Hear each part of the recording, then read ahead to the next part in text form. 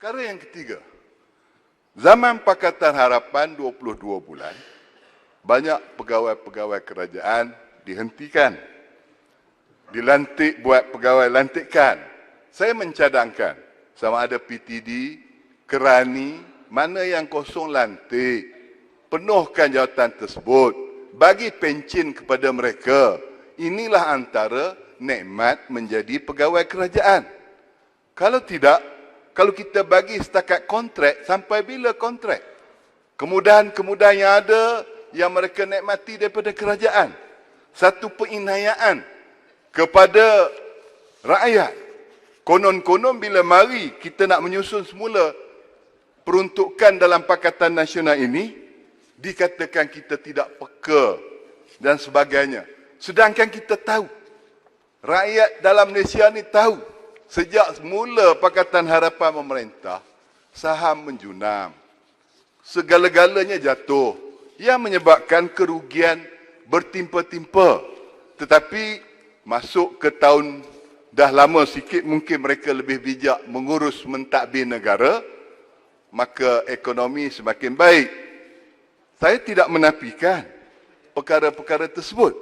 Kerana itu, lebih baik kita Pakatan Nasional, Perikatan Nasional ini melihat perkara-perkara tersebut. Kilang-kilang yang ramai daripada mereka dibuang kerja. Kita ni nasib baik. Bukannya UMNO berpakat dengan PAS, berpakat dengan Bunga Raya nak menjatuhkan kerajaan. Perdana Menteri ketika itu meletak jawatan. Perdana Menteri hari ini mengetuai Bersatu, tarik diri daripada Pakatan Harapan. Saudara Azmin tarik diri daripada Pakatan Harapan. Kenapa tuduh kami sebagai menjatuhkan kerajaan? Ini memang tidak munasabah dan tak logik. Kan?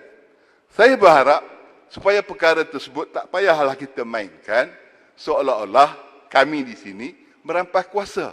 Sebenarnya ini pekerjaan Allah Ta'ala yang kita tidak boleh terduga. Kita tak tahu.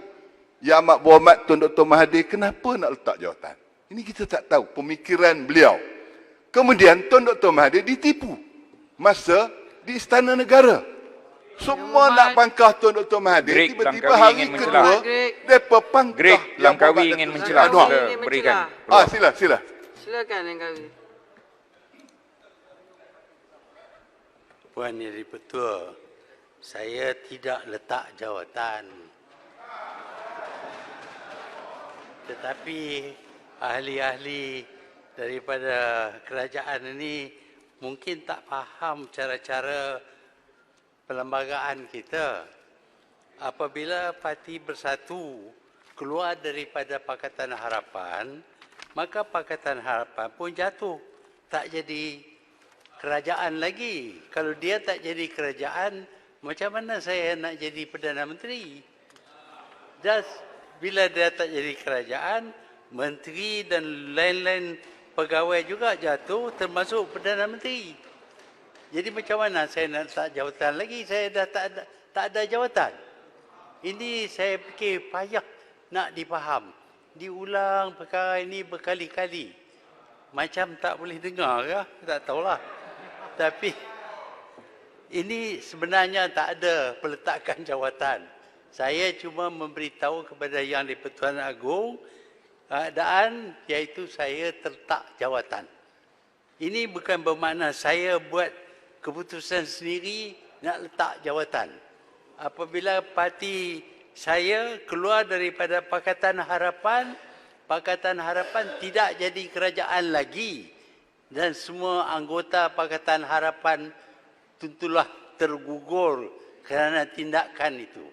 Dan tindakan itu adalah satu pengkhianatan kepada janji kita. Kita dipilih oleh rakyat. Rakyat percaya bahawa perjuangan kita ialah untuk melawan kleptokrasi. Tetapi apabila kita berada dalam kerajaan, kita sabotaj kerajaan kita sendiri kerana kita nak jadi Perdana Menteri. Terima kasih. Terima kasih Yang Amat Berhormat. Saya masih menghormati Tun. Tapi setiap rakyat di Malaysia mendengar dan melihat dalam TV. Yang meletak jawatan, pengumumannya Tun dulu. Kemudian baru kita lihat Bunga Raya menaik diri. Dan kumpulan Azmi tarik diri. Maknanya 22 tahun Tun jadi Perdana Menteri. Tambah pula 22 bulan. Adakah peletakan jawatan itu dinafikan oleh Tun? Semua rakyat tahu Tun yang letak jawatan. Saya minta maaf lah. Saya bercakap kerana saya anggapkan Tun ni serupa ayah saya. Kan? Jadi bukanlah saya nak melalutkan perkara tersebut.